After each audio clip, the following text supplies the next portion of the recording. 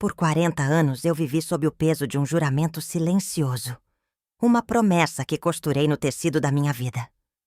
Fique até o final que você irá saber como foi que terminou essa história, que começou com um simples envelope sem remetente. Dentro, um recorte de jornal amarelado e um selo de cera quebrado mudaram absolutamente tudo o que eu conhecia sobre meu passado. A normalidade da minha vida foi desfeita em um instante, como uma linha que se parte sob tensão, revelando um buraco escuro. Naquela mesma noite, o colar de pérolas que meu marido me deu no nosso aniversário de bodas parecia mais pesado em meu pescoço. As esferas maiores, que eu sempre julguei serem apenas um detalhe estético, formavam um padrão estranho, uma sequência que minha mente de costureira reconheceu. Era um código escondido à vista de todos, um segredo que eu carreguei por décadas, sem saber, bem perto do meu coração. E você já passou por algo parecido? Onde um objeto familiar de repente revelou um significado completamente novo e inesperado? Aquele padrão não era aleatório. Correspondia às medidas das bainhas que costurei durante toda a minha vida. Um mapa secreto para mim. O código me levou não a um baú, mas a um porão, oculto sob a despensa. Um lugar que cheirava a terra e tempo. Lá, um cofre antigo me aguardava, sem fechadura visível. Apenas com o mecanismo de um relógio antigo que precisava de uma sincronia perfeita. O pêndulo do relógio precisava bater 12 vezes em um ritmo exato.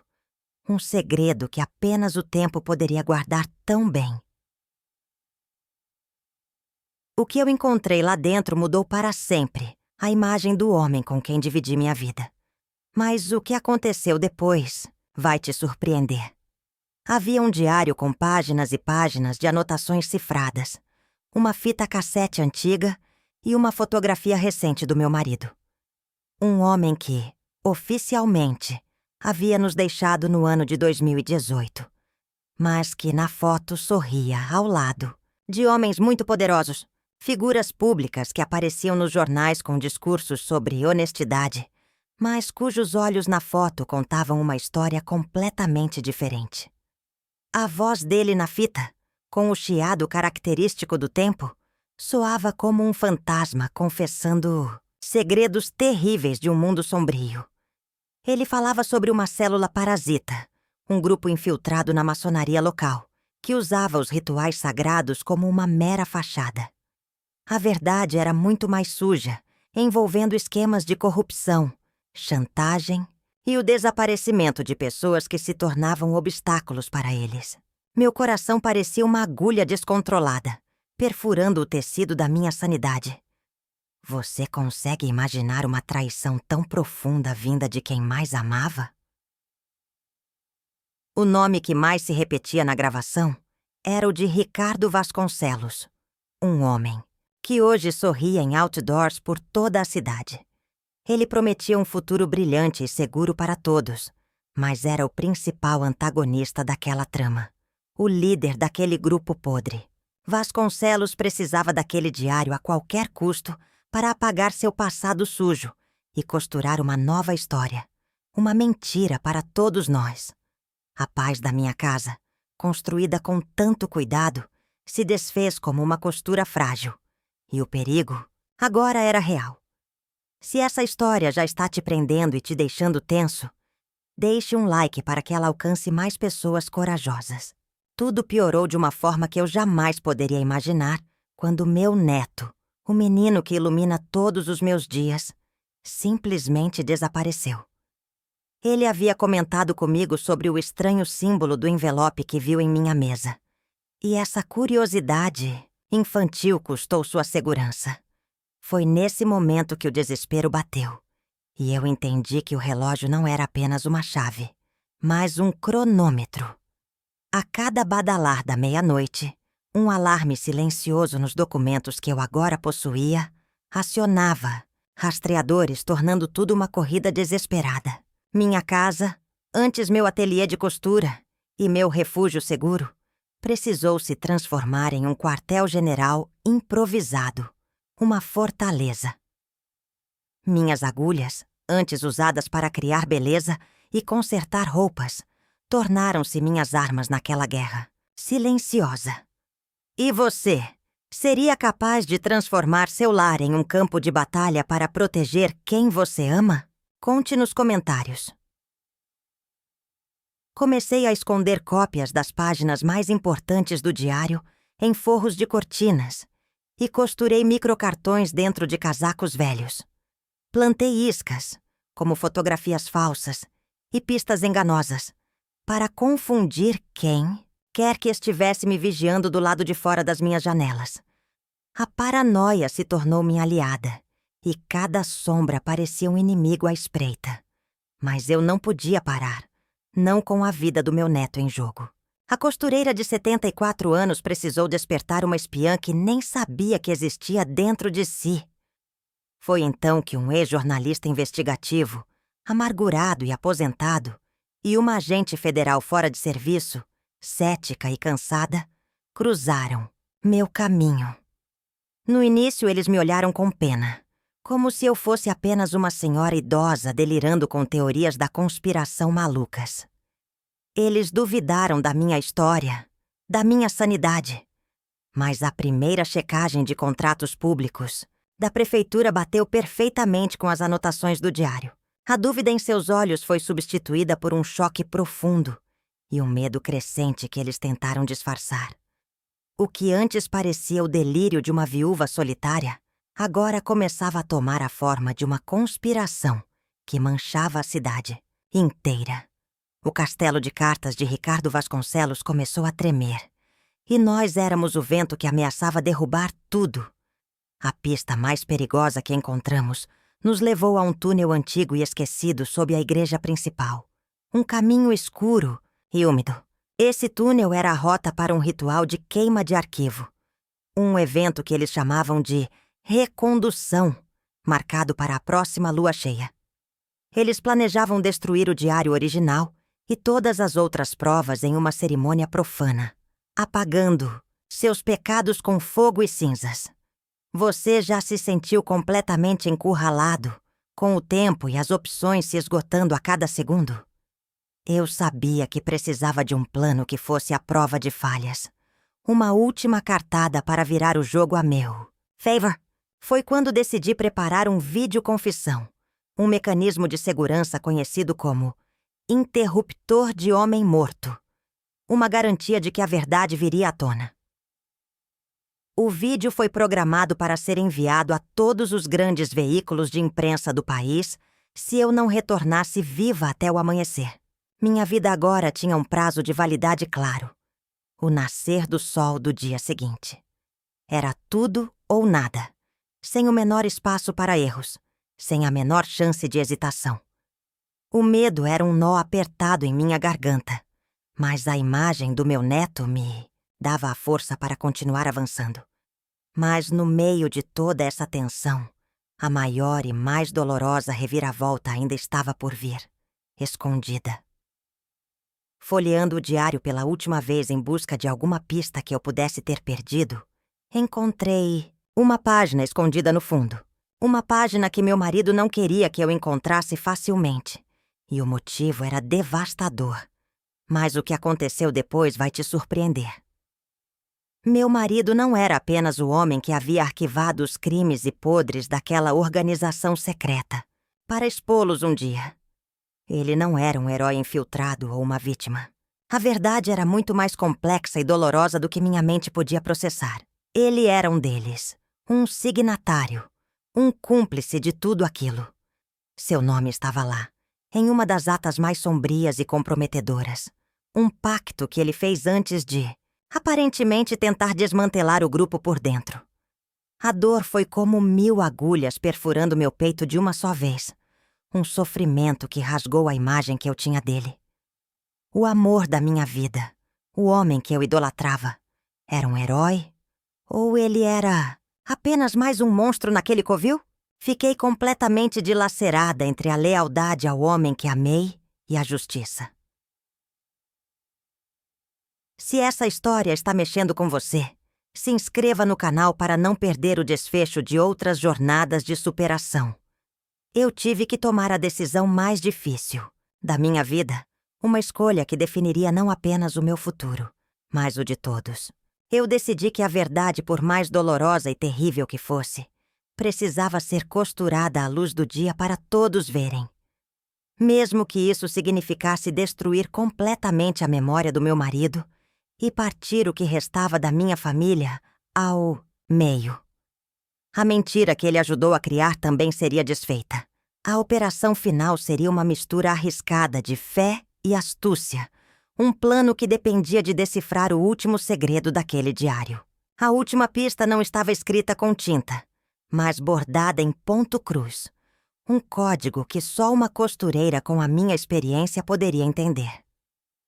Se você quiser saber mais sobre os códigos e cifras que usei para desvendar esse mistério, peça nos comentários. A equipe do Histórias que Sobrevivem irá mandar tudo para você. O bordado apontava para um altar-cofre secreto, escondido na própria igreja. Aquele era o coração de toda a operação de Vasconcelos e seus cúmplices, o lugar onde guardavam seus segredos mais obscuros. Nosso plano era invadir o local durante o ritual e transmitir a apreensão de todos os documentos e provas ao vivo. Se eu falhasse, a cidade continuaria sob as sombras da corrupção e a verdade seria queimada para sempre junto com aquele diário. Mas se eu conseguisse, eu não seria mais apenas Doraci, a costureira, a viúva silenciosa que todos pensavam que eu era. Eu seria a mulher que teceu a verdade, que usou sua agulha e sua linha para expor a trama e libertar sua cidade. Você já pensou em reescrever seu próprio papel na vida, de coadjuvante para protagonista da sua própria história? O medo era um nó na minha garganta, mas a determinação era o fio forte que me guiava através daquela escuridão imensa. Meus novos aliados, o jornalista e a agente, agora me olhavam com um respeito que eu nunca esperei receber de ninguém. A dúvida havia desaparecido de seus olhos, substituída por uma lealdade forjada no fogo daquela conspiração que ameaçava engolir todos nós. Juntos, nos debruçamos sobre mapas antigos da cidade e plantas da igreja, planejando cada passo da nossa invasão com a precisão de um alfaiate. A agente, com sua experiência tática, traçou as rotas de entrada e saída, enquanto o jornalista preparava a tecnologia para a transmissão ao vivo. Ele garantiu que o sinal seria forte o suficiente para não ser derrubado, criando redundâncias para que a verdade chegasse ao mundo. Eu, com minhas mãos de costureira, preparei nosso equipamento de uma forma que ninguém suspeitaria, escondendo microcâmeras em broches e fios de escuta. Nós nos tornamos uma célula de resistência improvável. Uma costureira, um jornalista, aposentado, e uma agente federal afastada contra a elite corrupta da cidade. A ironia era quase poética. Enquanto eles usavam seus rituais secretos para planejar a escuridão, nós usávamos a luz de uma lâmpada de costura para planejar a justiça. Mas sabíamos que Vasconcelos e seus homens não estavam parados. Eles estavam caçando, farejando, o diário como cães de caça, e o cerco estava se fechando ao nosso redor a cada hora que passava. Uma noite, enquanto trabalhávamos no meu ateliê, ouvimos o som de um carro parando lentamente em frente à minha casa, tarde da noite. As luzes se apagaram e ficamos em silêncio absoluto, os corações batendo descompassados, prendendo a respiração. Vimos as sombras de 2 homens altos na minha varanda, examinando a fechadura, testando as janelas. Foi o momento mais longo da minha vida. Você já sentiu aquele medo paralisante, onde o menor ruído pode significar o fim de tudo? Felizmente, eles foram embora. Mas o aviso foi claro. Eles sabiam que estávamos perto. E nós sabíamos que eles não hesitariam em nos eliminar para proteger seus segredos sujos e nojentos. Aquele incidente apenas fortaleceu nossa determinação. Decidimos acelerar nossos planos, pois a lua cheia se aproximava rápido, como uma testemunha silenciosa do que estava por vir. O jornalista, usando seus antigos contatos, descobriu mais sobre as vítimas do grupo. Histórias de empresários que faliram misteriosamente, de ativistas que desapareceram sem deixar rastros e de famílias que foram destruídas pela chantagem. Cada nova descoberta era como um ponto em um bordado macabro, revelando a imagem completa da crueldade de Ricardo Vasconcelos. Ele não era apenas corrupto, ele era um predador que se alimentava do poder e do sofrimento alheio. A agente federal, por sua vez, investigou os membros da célula. Ela descobriu que o grupo incluía juízes, chefes de polícia e alguns dos empresários mais ricos da região.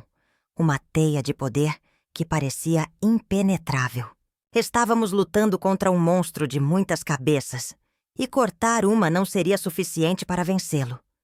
Se você admira a coragem de pessoas que lutam contra o sistema, deixe seu like para apoiar essa batalha desigual. A complexidade daquela rede de corrupção era assustadora, mas o diário do meu marido era a chave mestra para desvendar tudo. Cada página cifrada que eu decifrava revelava uma nova camada de podridão. Eu, que passei a vida toda lidando com linhas e tecidos, agora estava desvendando a trama mais complicada e perigosa da minha existência. A costura e a criptografia descobri tinham muito em comum: paciência, atenção aos detalhes e um olho treinado. A tensão entre nós três crescia a cada dia. O jornalista, impaciente por natureza, queria expor tudo de uma vez. A agente cautelosa insistia em reunir mais provas concretas para garantir que eles não escapassem por brechas legais. E eu estava no meio, tentando equilibrar a urgência com a prudência, o coração com a razão. Muitas vezes discutimos, quase desistimos, mas a imagem do meu neto e das outras vítimas nos unia novamente. Nossa missão era maior do que nossas diferenças. Decidimos focar no ritual. Era nossa única chance de pegá-los todos juntos, em flagrante, no coração de seu império. A agente conseguiu um uniforme de segurança da igreja, que seria minha, fantasia para entrar sem ser notada. O jornalista ficaria em uma van próxima, monitorando as câmeras e gerenciando a transmissão ao vivo, nosso olho no mundo. O plano era arriscado, quase suicida, mas era o único que tínhamos. A alternativa era deixar que a escuridão vencesse, e isso eu não podia aceitar. Na noite do ritual, a cidade parecia diferente. O ar estava pesado, carregado de uma energia sombria, como se a própria noite soubesse. Vesti o uniforme, que era grande demais para mim, e senti um frio na espinha que não era da brisa noturna. Olhei para meus aliados. Nos seus olhos, vi o mesmo medo que sentia no meu coração, mas também vi uma chama de esperança. Nós éramos a última linha de defesa daquela cidade. Você já teve que confiar sua vida a outras pessoas em uma situação de risco extremo? Fizemos uma última revisão do plano. Cada um sabia seu papel. Cada segundo era cronometrado. A comunicação seria feita por pontos eletrônicos discretos. O sinal para a ação seria a 12ª badalada do sino da igreja, uma homenagem irônica ao cofre que começou tudo. O destino adora essas pequenas simetrias. Enquanto nos aproximávamos da igreja, vi os carros de luxo estacionados nas ruas escuras ao redor. As figuras mais poderosas da cidade estavam todas ali, reunidas para seu ritual de mentiras. Meu coração batia como um tambor de guerra, uma trilha sonora para o que estava prestes a acontecer. Lembrei-me do juramento que fiz a mim mesma, de quebrar 40 anos de silêncio. Não era apenas pela memória do meu marido, ou pela segurança do meu neto. Era por mim. Era para provar que a voz de uma mulher, mesmo uma de 74 anos, pode ser mais forte que o silêncio de homens poderosos. A costureira estava pronta para cortar a linha final daquela teia de aranha venenosa. Se você acredita no poder da união para superar grandes desafios, compartilhe esta história com seus amigos mais corajosos. Chegamos ao nosso ponto de observação, com a visão clara da entrada dos fundos da igreja. O jornalista deu o último ok no equipamento. A agente me deu um pequeno aceno de cabeça, um gesto que dizia: "Estamos juntos nisso." Respirei fundo, tentando acalmar os nervos. A vida inteira me preparei para isso sem saber. Cada bainha costurada, cada nó atado, cada padrão decifrado. As portas da igreja se fecharam, selando os conspiradores lá dentro com seus segredos. O cheiro de incenso barato e hipocrisia parecia vazar pelas frestas, um perfume nauseante que infestava o ar da noite. Eles não esperavam que uma senhora, armada apenas com a sabedoria de uma vida inteira de costura, pudesse desfazer o tecido de suas mentiras. Eles me subestimaram. E esse seria o maior erro que cometeriam em suas vidas arrogantes. Mas o que aconteceu depois vai te surpreender. Dentro da minha bolsa disfarçada de material de limpeza, estava a ferramenta para desativar o mecanismo do altar-cofre. O diário, o verdadeiro, estava seguro com o jornalista na van, pronto para ser mostrado ao mundo. O que eu carregava era uma cópia, uma isca caso algo desse errado. O planejamento meticuloso era nossa melhor arma contra a força bruta deles. Você é uma pessoa que planeja cada detalhe ou prefere agir por impulso e improvisar? Deixe sua resposta nos comentários. O primeiro sino soou, um som grave que ecoou pela praça silenciosa, marcando o início da contagem regressiva para a nossa operação. 11 badaladas restantes. 11 minutos para me posicionar, para me preparar para o ato final da minha vida. Olhei para o céu e vi a lua cheia, brilhante e indiferente. A testemunha perfeita para aquela noite de acerto de contas. Eu não estava mais com medo. O medo havia se transformado em uma fúria fria, uma determinação de aço que guiava cada um dos meus movimentos. A agente colocou a mão no meu ombro. Lembre-se, Doraci, você não está sozinha. Estamos ouvindo cada respiração sua. Ela sussurrou no meu ponto. Aquelas palavras eram a armadura que eu precisava. A solidão da minha jornada havia acabado. Agora, eu era parte de algo maior. Uma pequena engrenagem em uma máquina de justiça que nós mesmos construímos com peças improvisadas.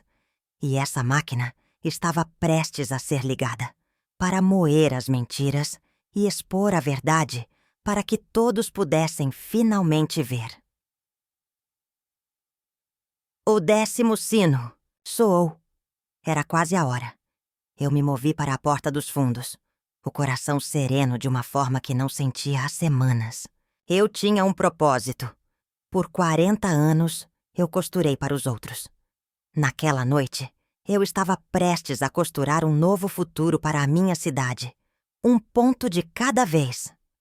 O sino da igreja soou novamente, não para chamar os fiéis para a oração, mas como o sinal para o início do nosso fim. Ou, com sorte, o deles. A porta se abriu com um rangido e eu entrei na escuridão. A escuridão dentro da igreja era diferente. Mais densa, preenchida com sussurros e o cheiro forte de cera queimando e segredos antigos. As sombras dançavam nas paredes altas, projetadas por dezenas de velas que iluminavam um círculo de homens no centro. Eram os pilares da nossa comunidade, os homens que sorriam nas fotos dos jornais. Mas ali, em seu santuário profano, seus rostos estavam contorcidos em máscaras de arrogância e poder.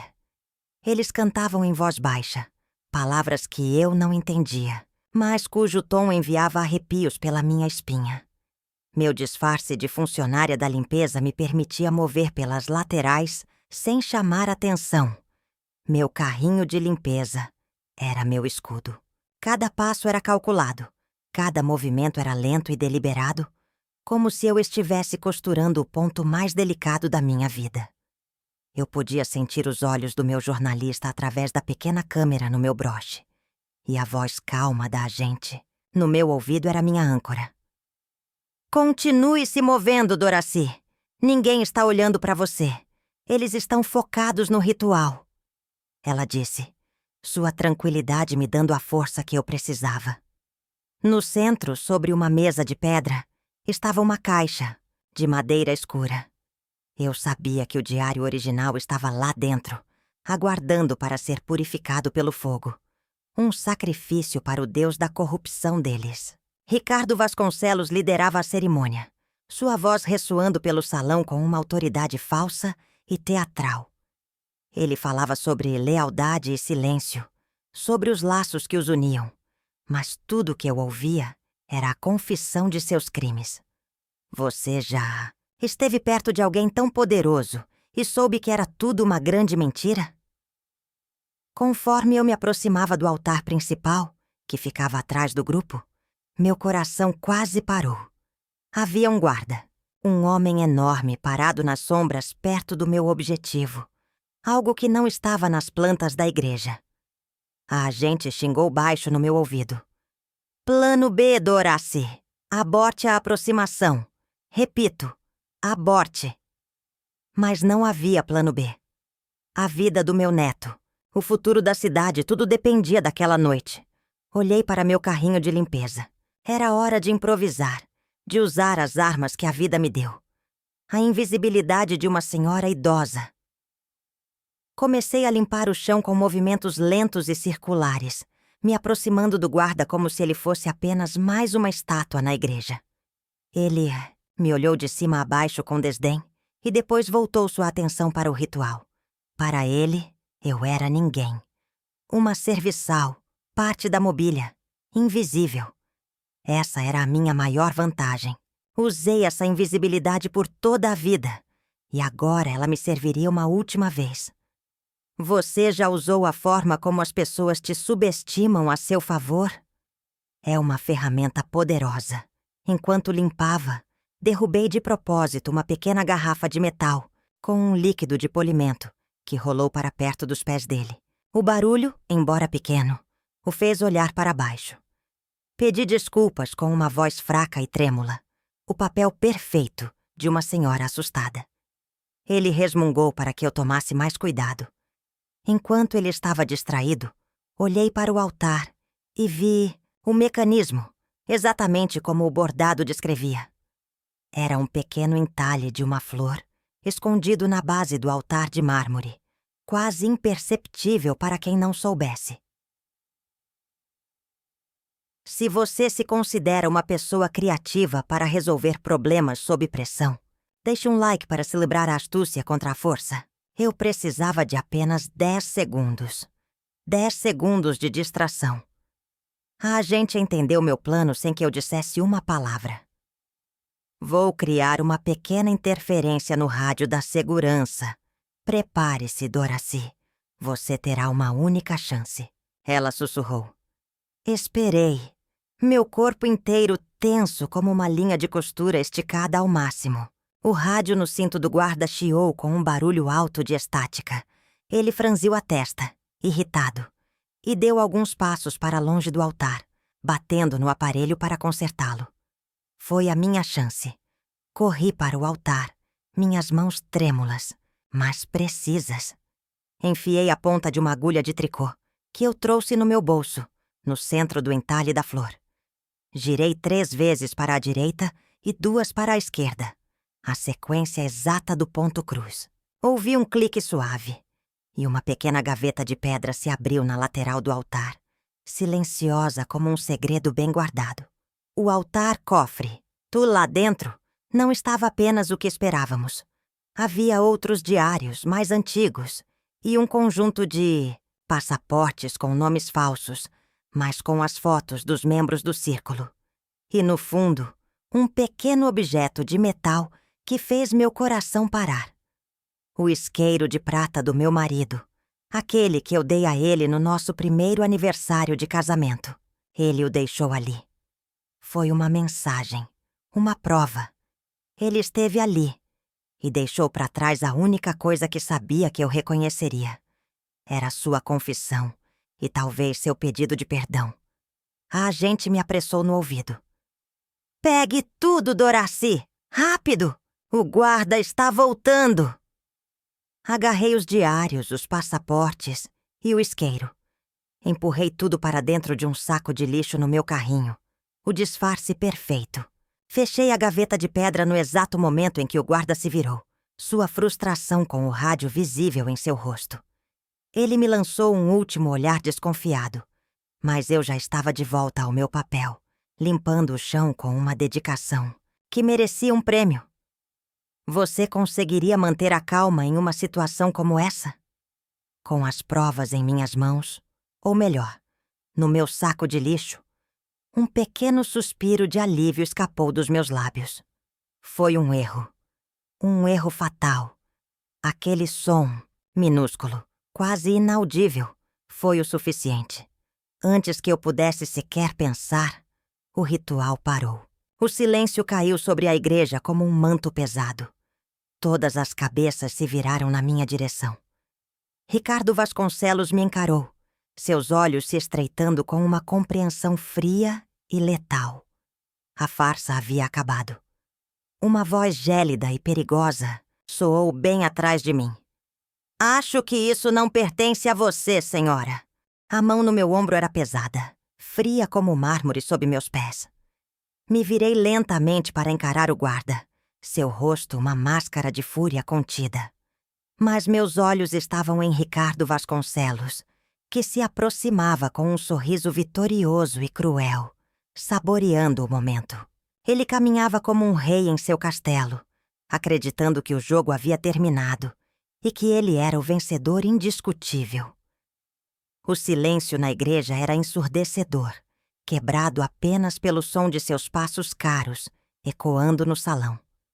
Ele não sabia, mas tudo estava sendo transmitido. "Doraci, não é? A costureira." "Devo admitir, você foi mais longe do que eu esperava", disse ele, sua voz um veneno adocicado. Ele estendeu a mão. "Agora seja uma boa senhora e me entregue o que você roubou do meu altar."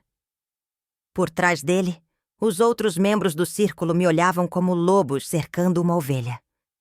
Mas eles não viram a câmera no meu broche. Eles não ouviram a voz do jornalista no meu ouvido dizendo: "Estamos ao vivo, Doraci. O mundo inteiro está assistindo." Um pequeno LED vermelho no meu carrinho, que antes estava apagado, começou a piscar. Era o sinal. O jornalista havia conseguido invadir o sistema de telões da Praça Central. Naquele exato momento, o rosto de Ricardo Vasconcelos estava sendo exibido para milhares de pessoas. Ergui o queixo. O medo havia sumido, substituído por uma força que eu não sabia que possuía. "Esses segredos não são seus, Ricardo. Eles pertencem a todas as pessoas que você destruiu", eu disse, minha voz firme e clara. A surpresa em seu rosto foi quase cômica. Ele não esperava resistência. "Seu marido aprendeu da maneira mais difícil o preço do silêncio", ele ameaçou. Um erro que lhe custou tudo. Foi então que abri minha mão e mostrei o isqueiro de prata. "Meu marido cometeu muitos erros, Ricardo. O maior deles foi confiar em homens como você. Mas o último ato dele não foi de silêncio. Foi uma pista, deixada para a única pessoa que poderia decifrá-la. Ele me deixou a agulha para que eu pudesse descosturar sua teia de mentiras." O rosto dele ficou pálido quando viu o isqueiro. Ele entendeu. Ele finalmente entendeu que aquilo tudo não era um acidente. Nesse momento, o celular de um dos membros tocou, depois outro, e mais outro. O pânico começou a se espalhar pelo círculo quando eles perceberam que suas faces, em um ritual secreto, estavam sendo transmitidas ao vivo. A farsa caiu. A máscara de homens honrados se desfez em tempo real, revelando os monstros por baixo. Do lado de fora, ouvimos o som distante mas crescente de sirenes. A justiça não estava batendo à porta. estava arrombando-a com toda a força. As portas maciças da igreja se abriram com um estrondo, e dezenas de policiais fortemente armados invadiram o local, a luz de suas lanternas cortando a escuridão das velas. A cena foi caótica. Os homens mais poderosos da cidade, que minutos antes se sentiam intocáveis, agora corriam como ratos ou se rendiam com as mãos para o alto. Vasconcelos ficou paralisado, seu império de mentiras desmoronando diante de seus olhos em questão de segundos. Eu fui protegida por minha aliada, a agente federal, que apareceu ao meu lado, arma em punho, garantindo minha segurança. O jornalista entrou logo depois, com um sorriso exausto, mas triunfante. Nós conseguimos. A costureira, o repórter e a agente. O trio mais improvável da cidade havia derrubado um gigante. Horas depois, em meio ao caos de depoimentos e prisões, recebi a notícia que mais esperava. Meu neto foi encontrado em um galpão abandonado, assustado, mas completamente são e salvo. Quando o abracei, senti meu coração partido finalmente começar a se costurar de volta, ponto por ponto. O alívio foi a costura final, a linha dourada que uniu todas as partes quebradas de mim. Eu não precisei do meu vídeo confissão. Eu mesma fui a prova viva, a testemunha ocular, a linha que conectou todos os pontos daquela conspiração complexa. A cidade acordou diferente no dia seguinte, livre da teia de mentiras que a sufocava por décadas. Você consegue imaginar o sentimento de respirar liberdade pura? A memória do meu marido foi manchada, como eu sabia que seria. Muitos o chamaram de traidor, um monstro. Outros, de um herói complexo e falho. Eu escolhi acreditar que ele se arrependeu e tentou consertar seu erro da única maneira que sabia, confiando em mim. Ele sabia que só a sua costureira, a mulher que entendia seus códigos mais íntimos, poderia terminar o que ele, por fraqueza ou medo, não conseguiu. Ele me deixou as ferramentas, e eu construí a justiça com elas. Meu ateliê voltou a ser um lugar de paz. Mas agora as linhas e os tecidos no meu ateliê contavam uma nova história. Não mais uma de silêncio e segredos, mas uma de coragem, resistência e da força de uma mulher que se recusou a ser invisível. Eu quebrei um juramento de 40 anos para honrar um amor que era muito mais complicado e cinzento do que o preto e branco que eu jamais imaginei. E ao fazer isso, encontrei a minha própria voz, uma que eu não sabia que tinha.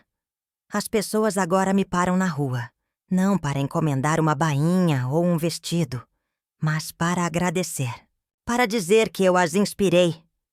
Eu não sou mais apenas Doraci, a viúva silenciosa. Eu sou Doraci, a mulher que costurou a verdade. Eu retomei meu colar de pérolas. Ele não é mais um código ou uma lembrança dolorosa. É um símbolo de que a verdade, como um padrão bem feito, sempre encontra uma maneira de se revelar, mesmo que demore uma vida inteira. A costura mais importante da minha vida estava finalmente completa. Se essa história tocou você, compartilhe agora para que mais pessoas sintam o mesmo impacto e se inspirem a encontrar sua própria força. Agora, eu quero saber de você. O que você teria feito no meu lugar? Teria protegido a memória do seu amor, mesmo sendo uma mentira? Ou lutado pela verdade absoluta, custe o que custar? Você acredita que é possível consertar um erro tão grande, mesmo que a um custo pessoal, tão alto para todos os envolvidos? E a pergunta final: qual é a costura que você precisa fazer na sua vida para que a sua própria verdade venha à tona? Deixe sua opinião sincera nos comentários, pois cada história tem muitos fios, e eu adoraria saber como você os enxerga.